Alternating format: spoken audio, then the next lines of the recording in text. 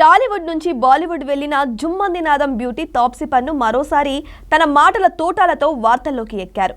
వెండి తెరపైనే కాదు బయట కూడా ఫైర్ బ్రాండ్ అనిపించుకునే ఈ ముద్దుగుమ్మ ఇప్పుడు ఏకంగా దేశ రాజకీయాలపైనే ఓ రేంజ్ సెటైర్ వేశారు. ప్రధాని నరేంద్ర మోడీ, కాంగ్రెస్ నేత రాహుల్ గాంధీ వీరిద్దరిలో మీ ఓటు ఎవరికి అని అడిగిన ప్రశ్నకు తాప్సీ ఇచ్చిన సమాధానం ఇప్పుడు సోషల్ మీడియాను కుదిపేస్తుంది.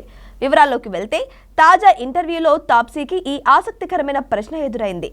ఇక తడబడకుండా ఆమె వెంటనే ప్రధాని మోడీ ఫోటోను ఎంచుకున్నారు. అయితే అసలు ట్విస్ట్ ఇక్కడే ఉంది.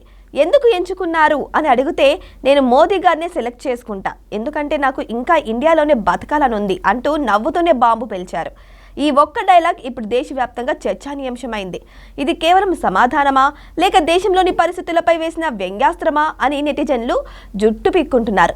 ఇక వేరే పేరు చెబితే ఎక్కడ ఇబ్బందులు వస్తాయో లేదా దేశద్రోహి ముద్ర వేస్తారో అన్న భయాన్ని ఆమె ఇలా తెలివిగా సెటైరికల్ గా చెప్పారని విశ్లేషకులు అంటున్నారు. ప్రస్తుతం ఈ వీడియో క్లిప్ నెట్టింట వ్యాపిస్తోంది. కొందరు తాప్సీ గట్స్ కు హ్యాట్సప్ చెబుతుంటే మోదీ అభిమానులు మాత్రం ఆమెను ట్రోల్ చేస్తున్నారు.